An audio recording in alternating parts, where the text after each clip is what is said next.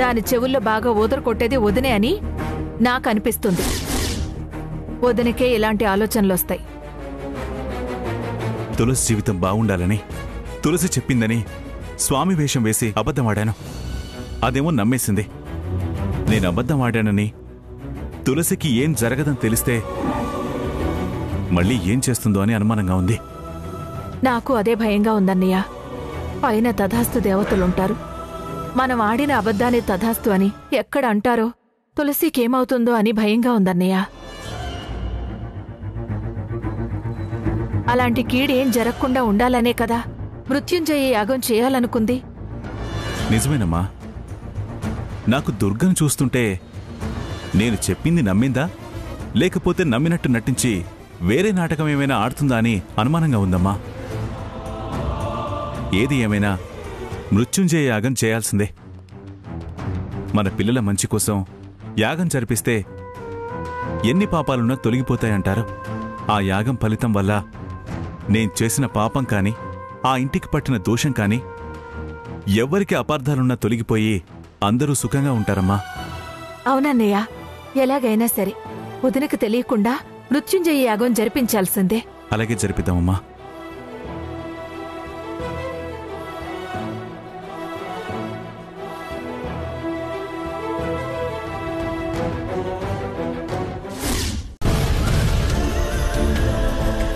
గృహహింస చట్టం కింద మీ అందరి మీద కేసు పెట్టి జైల్లో పెడతాను. నాకిష్టం లేదనే కదా డైవోర్స్ ఇచ్చింది. వాడంటేనే అసహ్యం. వాడిని చూస్తేనే నాకు కంపర పుడుతుంది.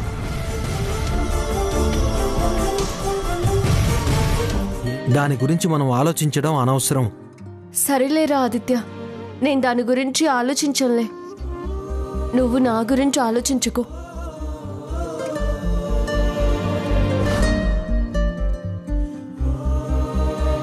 తులసి, నువ్వు ఇలా డల్గా ఉంటే నేను ఆలోచించకుండా ఎలా ఉంటాను? అవును, నా గురించి ఏదో సర్ప్రైజ్ అన్నావు. అదేంటో ఇప్పుడైనా చెప్తావా? నా కోసం ఏం తెచ్చావు?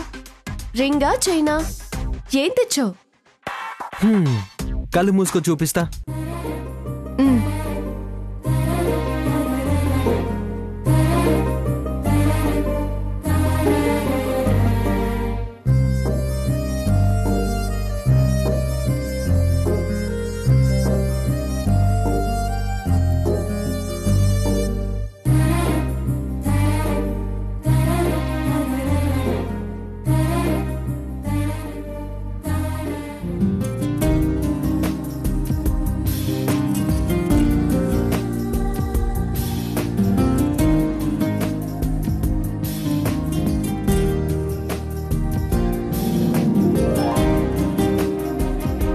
ఏంట్రా, చేతికేం తగలడం లేదు? ఒక్కసారి కళ్ళు తెరిచి చూడు.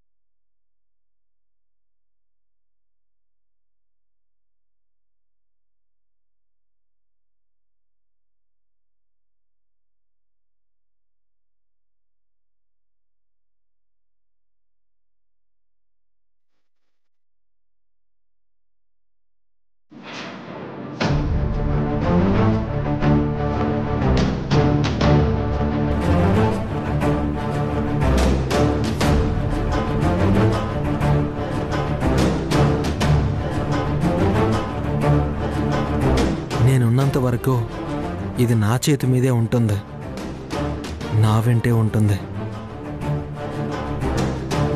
చేతి మీద ఉంటుందన్నది నిజమే, కానీ నేను ఆల్రెడీ నీ మనసులో ఉన్నాను కదరా.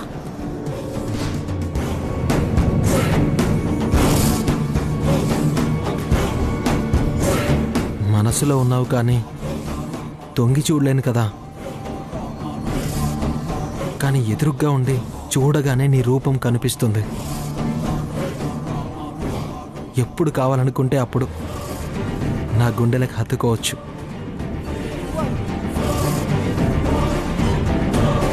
పిచ్చి సన్నాసి, మరి అంత ప్రేమెందుకురా పెంచుకుంటావు? నీకు నిజం తెలీదు. అది నీకు శాశ్వతం కాదు. నువ్వున్నంతకాలం అది ఉండడం కాదు. నీ చేతి మీద పచ్చబొట్టుగానే ఉంటుంది గాని అది నీ కళ్ళ ముందు నిలవలేదు. అది చచ్చిపోతుందిరా. కొద్ది రోజుల్లోనే మనందరికీ దూరమై వెళ్ళిపోతుంది. దాని మీద మరీ అంత ప్రేమ పెంచుకుంటే పిచ్చివాడివైపోతావురా. జాగ్రత్త. వీడి మనసు మార్చి దాని మీద కొంచెమైనా కోపం తెప్పించాలి. లేకపోతే దాని పిచ్చిలోనే పూర్తిగా మునిగిపోయేలా ఉన్నాడు.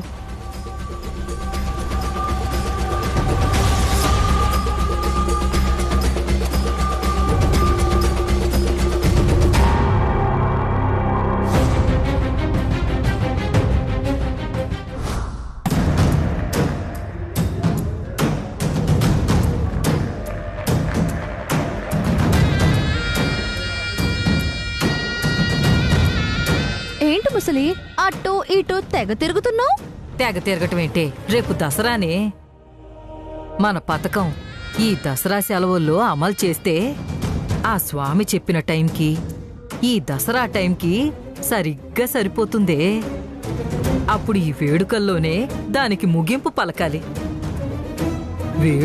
వేడుక తీరిలో జరగాలి. అదే ముహూర్తం కావాలి దాని చావుకి.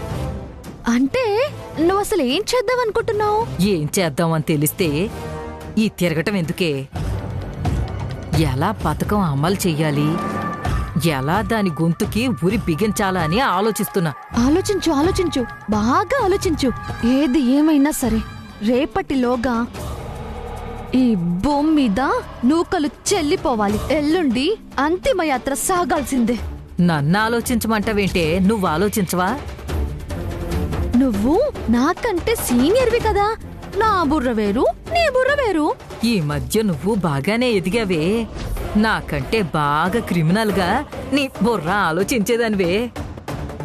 నువ్వు కూడా ఆలోచించవే. ఇద్దరం ఆలోచించేద్దాం, ఒక నిర్ణయానికి వద్దాం.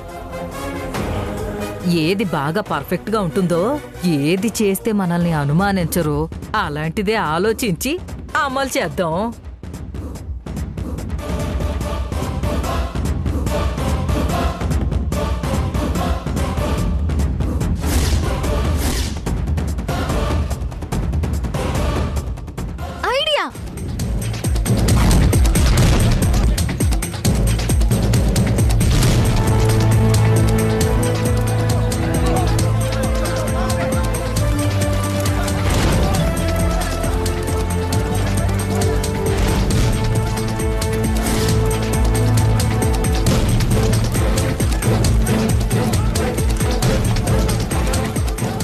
ఐడియా.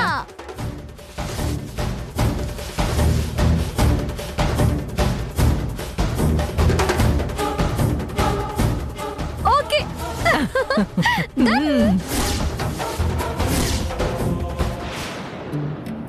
తులసి, తులసి, తులసి, త్వరగా రెడీ అయ్యిరా. అవతల బోల్డ్ ఎంత షాపింగ్ చేయాలి. అయిపోయింది, వస్తున్నా ఆదిత్య. అయిపోయింది అంటూ లోపలుంటే సరిపోదమ్మా, త్వరగా రావాలి. రేపు ఆయుధ పూజ, దసరా, వాటికి కావాల్సిన సరుకులు, పూజ సామాను, అబ్బో చాలా చాలా చాలా తేవాలి. అయ్యో, మనం కొత్త బట్టలు కూడా తీసుకోవాలి కదా. కమాన్ కమాన్, హరి రా.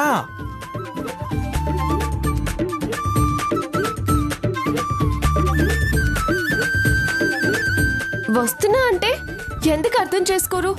మీరు అర్థం చేసుకోరు ఆడవాళ్ళ ఇబ్బంది. ఏంటి అలా చూస్తున్నావు? చాలా కొత్తగా కనిపిస్తున్నావే. నీ కంటికి నేను ఎప్పుడు కొత్తగానే కనిపిస్తాను. చిన్నప్పటి నుంచి చూస్తున్నావు కదరా, బోర్ కొట్టడం లేదా? చచా, ఏం మాట్లాడుతున్నావు?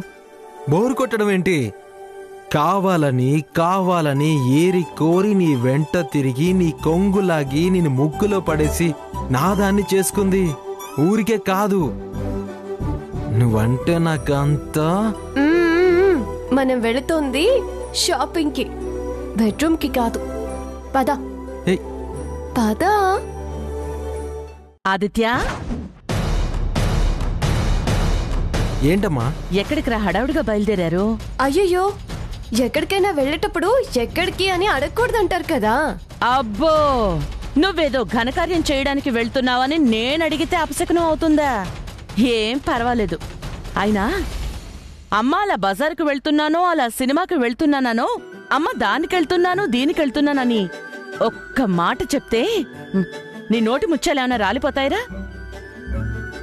ఏమే, నువ్వైనా అత్తయ్య ఈ పని మీద బయటకెళ్తున్నావు, వచ్చేప్పుడు నీకేమైనా తీసుకురావాలా?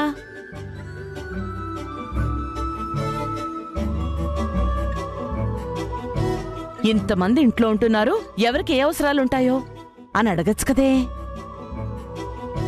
అసలే అందరం కలిసి బయటికి నడవలేని రోజులు. ఎక్కడికి వెళ్లాలన్నా మూతికో గుడ్డ చేతికో గుడ్డ కట్టుకుని వెళ్లాల్సొచ్చే పరిస్థితి. ఏమే, కొంచెం అడగచ్చు కదా. ఏం లేదమ్మా, రేపు దసరా, ఆయుధ పూజ, వాటికి కావాల్సినవన్నీ ఉంటాయి కదా. అదే మన కారుకి నిమ్మకాయలు, గవ్వలు, దిష్టితాడులు ఇవన్నీ చాలా ఉంటాయి కదా. అలాగే దండలు, పూలు అవన్నీ తీసుకురావడానికి వెళ్తున్నాం. రే, మీరెవ్వరూ ఎక్కడికి వెళ్ళవలసిన అవసరం లేదు. షాపులు లేవు, మీరు తేవాల్సిన సరుకులు కూడా లేవు.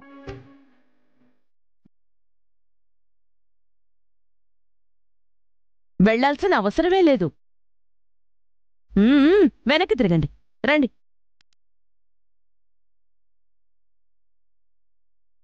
అదేంటి దుర్గా, రేపు ఆయుధ పూజ కదా, మన వెహికల్స్కి ఇంట్లో వాటికి పూజ చేయకపోతే ఎలా? ఏమీ అవసరం లేదు, ఎక్కడికి వెళ్ళదు, ఏమీ తీసుకురావాల్సిన అవసరం లేదంటే ఎలా? చెయ్యాల్సిన పూజ చేయాలి కదా. చెయ్యాలండి, కానీ అవసరం లేదు అంటున్నాను. అదే ఎందుకు అని అడుగుతున్నాను. ఎందుకేంటండి, మనం దసరా ఇక్కడ జరుపుకోవడం లేదు.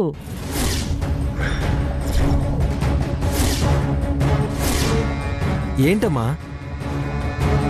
దసరా ఇక్కడ జరుపుకోవట్లేదా? అవునరా, మనం ఇక్కడ జరుపుకోవడం లేదు. ఏంటత్తయ్య, దసరా పెద్ద పండగ కదా, జరుపుకోకపోవడం ఏంటి? అమ్మవారి పండుగ, ఇంద్రకీలాద్రి దగ్గరకు వెళ్ళాలి, అమ్మవారిని చూడాలి కదా. అన్నీ చెయ్యొచ్చే, మనం అన్నీ చేసేవాళ్లమే, అది మన సంప్రదాయం కూడా. కానీ ఈ సంవత్సరం చేయడం లేదు.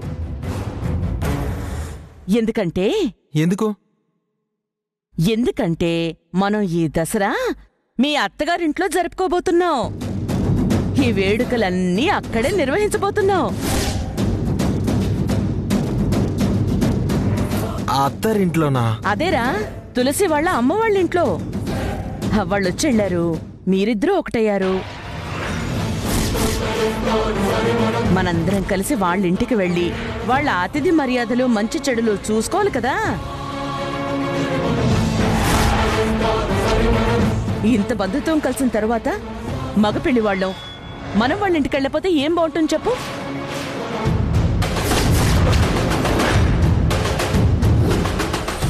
పైగా దసరాకి అమ్మాయికి పుట్టింటి వాళ్ళతో ఉండాలని కోరుకుంటుంది. అమ్మాయితో పాటు మనం కూడా వెళ్తే సాంప్రదాయంగానూ ఉంటుంది, వాళ్ళు కూడా సంతోషిస్తారు. ఏమంటావు తులసి? అవునత్తయ్య, నువ్వు చెప్పింది చాలా బాగుంది.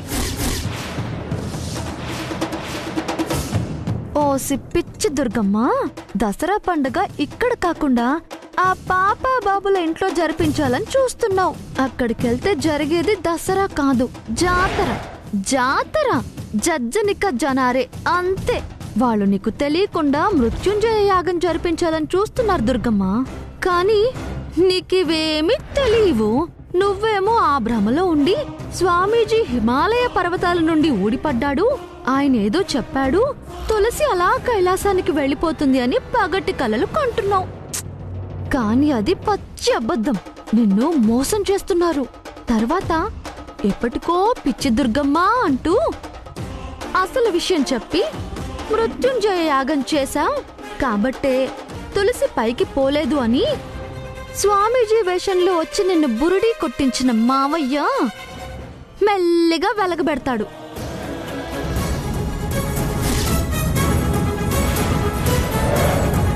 నువ్వు మొహం తేరేసుకుని చూడాలి అంతే. కానీ నువ్వు మొహం తేరేసినా, వాళ్ళ మాయలో పడ్డా, వాళ్ళ భ్రమలో కొట్టుమిట్టులాడినా నేను ఎలాగైనా మీ ప్రయాణాన్ని ఆపేయాలి. ఇక్కడే అన్ని దసరా వేడుకలు జరగాలి.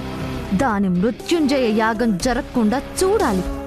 దాని బతుకు, వాళ్ళ అబద్ధాలు బయట వెయ్యాలి. అప్పుడే ఈ లక్ష్మి పగ కాస్తైనా చల్లారుతుంది.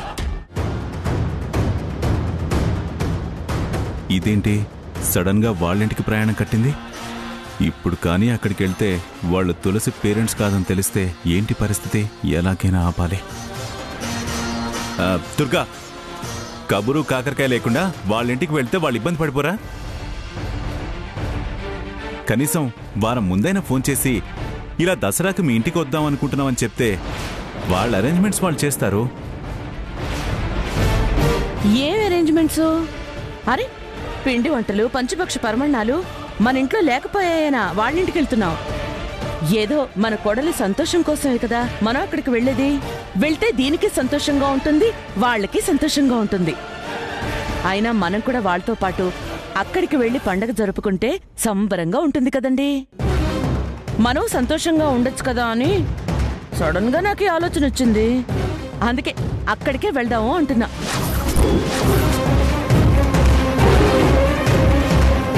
స్వామీజీ చెప్పిన మాట నా మనసులో ప్రతిధ్వనిస్తుందయ్యా.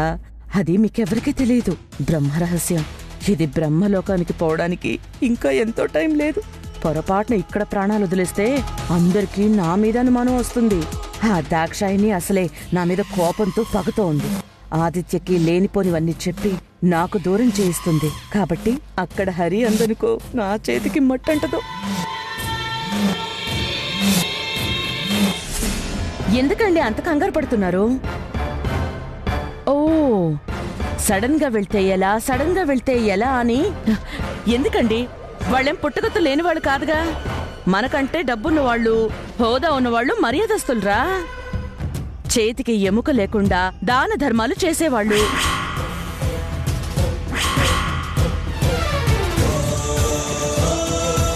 ప్రతిష్ట గలవాళ్ళు, పరువు గలవాళ్ళు, అన్నిట్లో మనకంటే గొప్పవాళ్ళు. బాగా రిచ్ అని స్వామీజీ చెప్పారు కదా.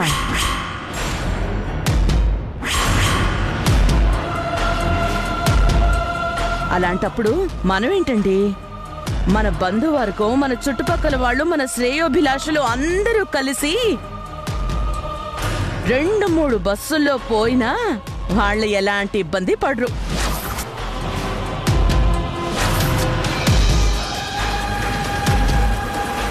చెయ్యాల్సిన వాటికంటే ఎక్కువ మర్యాదలే చేసి మనల్ని సంతోషపరుస్తారు.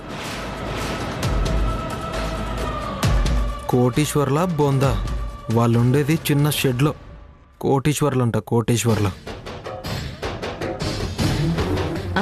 కంపల్సరీగా వెళ్ళాలంటావమ్మా? ఏంటి తులసి వీడిలా అడుగుతాడు? అరే, వాళ్ళ తల్లిదండ్రులని సడన్ గా వచ్చి వెళ్లారు, మనం సంతోషం. ఏమండి, అలాగే మనము వెళ్తే వాళ్ళు సంతోషిస్తారు కదా. వాళ్ళు నీ కన్నవాళ్ళని తెలిసిన తర్వాత కూడా మనం వెళ్ళకపోతే ఏం బాగుంటుందిరా? నీకు పోవాలనుంది కదా?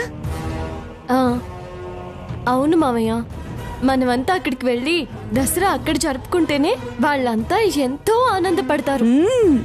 అత్తయ్య మారిందని తెలిస్తే ఇంకా సంతోషిస్తారు.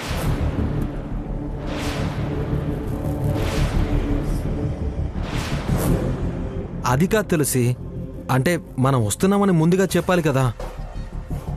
వద్దు, ఏం అవసరం లేదు ఆదిత్య. ఫోన్ చేయకుండా వెళితే, సడన్ గా వెళితేనే సర్ప్రైజ్ గా ఉంటుంది. కరెక్ట్, చాలా బాగా చెప్పావు. నా కోడలు అనిపించావు. ఇదిగో, గంటలో రెడీ అయిపోవాలి. వెళ్ళండి వెళ్ళండి వెళ్ళండి. దా.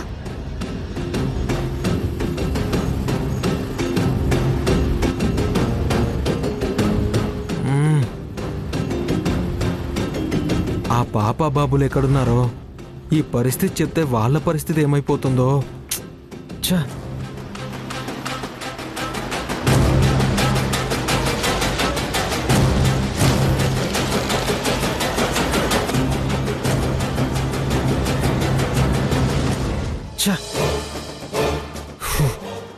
అయ్యో ఇప్పుడెలా? ఈ విషయం ముందు అత్తయ్య వాళ్ళకైనా చెప్పాలి.